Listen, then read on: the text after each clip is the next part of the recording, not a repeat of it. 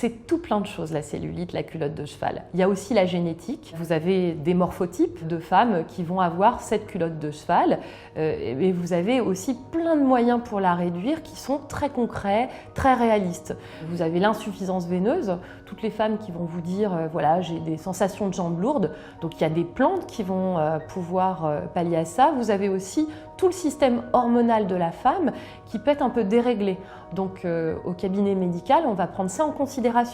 Bien entendu, il faut aussi être logique, le sucre fait un appel d'eau, fait de la rétention d'eau, alors que la protéine, c'est tout l'inverse. Donc une alimentation qui va être plus équilibrée en sucre, en gras et en protéines va pouvoir aussi améliorer cette fameuse culotte de cheval. Vous avez aussi des techniques de mésothérapie en médecine esthétique, comme des petites injections de caféine qu'on a en pharmacie, qui est la phytothérapie très intéressante, qui est un fat burner qu'on peut injecter dans le capiton, qui va pouvoir aussi aider à réduire cette cellulite.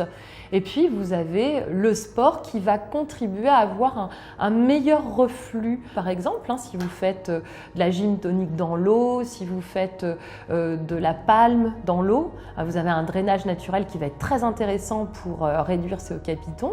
Vous avez aussi la pressothérapie qui va être une bonne méthode, qui n'est pas forcément appréciée de tout le monde, mais qui est une méthode. Et donc c'est vraiment une prise en charge globale. On ne peut pas vraiment dire qu'il y a et un aliment qui va faire qu'on a de la culotte de cheval ou une maladie qui va faire qu'on va avoir une culotte de cheval. C'est toute une prise en charge globale et on a des très très bons résultats pour pouvoir la réduire. Je me permets également, même si on est sur Femme Actuelle, de dire que vous avez malheureusement maintenant des hommes qui sont en surpoids et qui vont aussi avoir du fait un dérèglement hormonal et de la cellulite.